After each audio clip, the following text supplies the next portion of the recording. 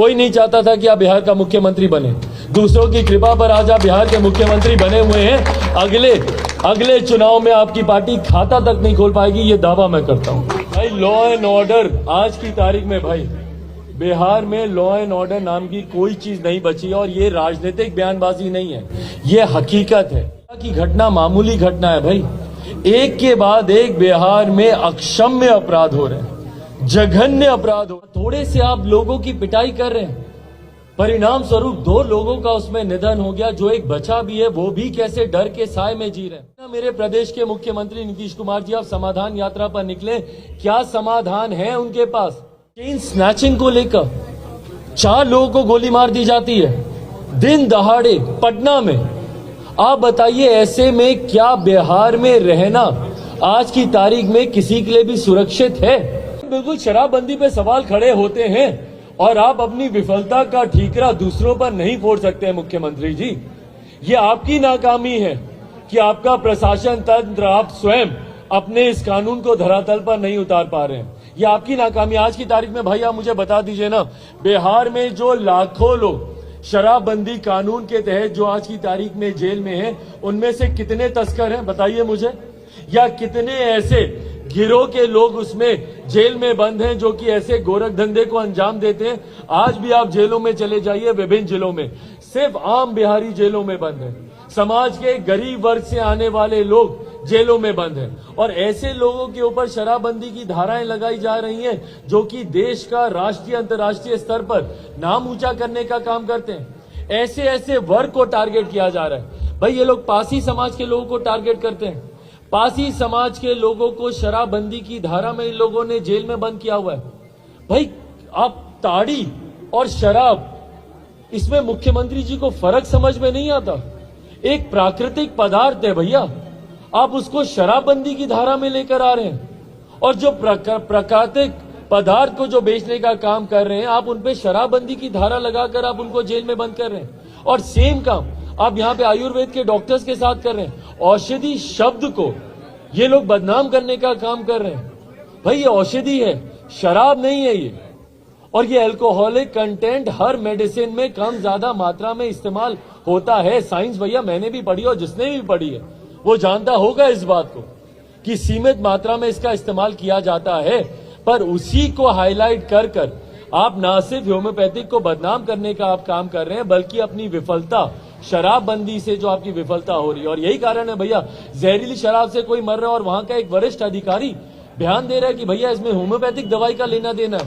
ताज्जुब की बात हो रही है। ऐसे अधिकारियों पे कार्रवाई होनी चाहिए जो ऐसे हल्के बयान देते हैं और जो समाज को भ्रमित करने का काम करते हैं। उन अधिकारियों पे भी कार्रवाई होनी चाहिए।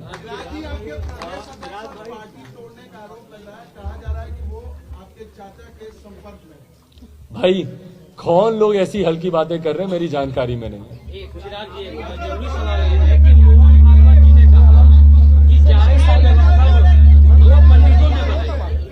मोहन भागवत ने कहा कि जातीय व्यवस्था पंडितों ने बनाई और जो निम्न जाति के लोग थे उनका शोषण करने के लिए बनाए। चिराग पासवान पर इस पर क्या कहना है, उनका क्या? भाई मैं इतना मानता हूं कि कोई भी धर्म भेदभाव को स्वीकार नहीं करता है। कोई भी धर्म लोगों को बांटने की सोच नहीं देता है। हर धर्म समाज में एकता, भाईचारे के संदेश के साथ आता है। अब उस धर्म के लोग किस तरीके से अपने आप को तथाकथित उस धर्म का संरक्षक मानने वाले लोग हों या जो उस धर्म के अपने आप को फ्लैग बेयरर्स मानते हों, वो इसको किस तरीके से आगे प्रचारित करते हैं, वो उसकी सोच होती है। बट कोई भी धर्म बांटने की बात नहीं करता। भाई लॉ एंड ऑर्डर आज की तारीख में भाई बिहार में लॉ एंड ऑर्डर नाम की कोई चीज नहीं बची। और ये राजनीतिक बयानबाजी नहीं है, ये हकीकत है। क्या छपरा की घटना मामूली घटना है भाई? एक के बाद एक बिहार में अक्षम्य अपराध हो रहे हैं, जघन्य अपराध हो रहे हैं। मधुबनी की घटना, एक बच्चे से विवाद, उसके सामने उसके माता पिता को गोली मार दी गई। आरा में हम गए थे उस दिन, एक बुद्धिजीवी वर्ग से आने वाले वृद्ध दंपति की दिन दहाड़े गला रेत कर हत्या कर दी जाती है। कल हम छपरा में उस युवक से भी हम मिले जिसमें से एक युवक बचा, बाकी 2 क्या उसमें निधन हो गया। उस युवक ने बताया कि भैया किस तरीके से हम लोगों को हथौड़े से पीटा गया है। बताइए क्या ये सभ्य समाज है? हथौड़े से आप लोगों की पिटाई कर रहे हैं। परिणाम स्वरूप 2 लोगों का उसमें निधन हो गया। जो एक बचा भी है वो भी कैसे डर के साए में जी रहे हैं।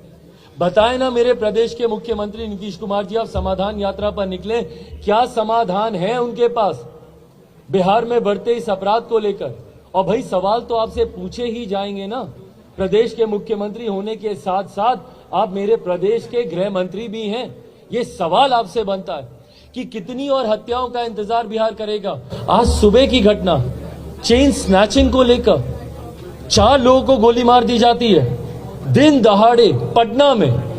आप बताइए ऐसे में क्या बिहार में रहना आज की तारीख में किसी के लिए भी सुरक्षित है?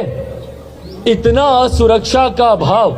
और ये वही मुख्यमंत्री है ना भैया जो जंगल राज के खिलाफ अपने आप को विकल्प बताते हुए आए थे। भाई मेरी उम्र के युवा को नहीं पता कि 90 के दशक में कैसा जंगल राज था, नहीं था। पर आज की तारीख में जो है वो महाजंगल राज से भी बढ़कर है।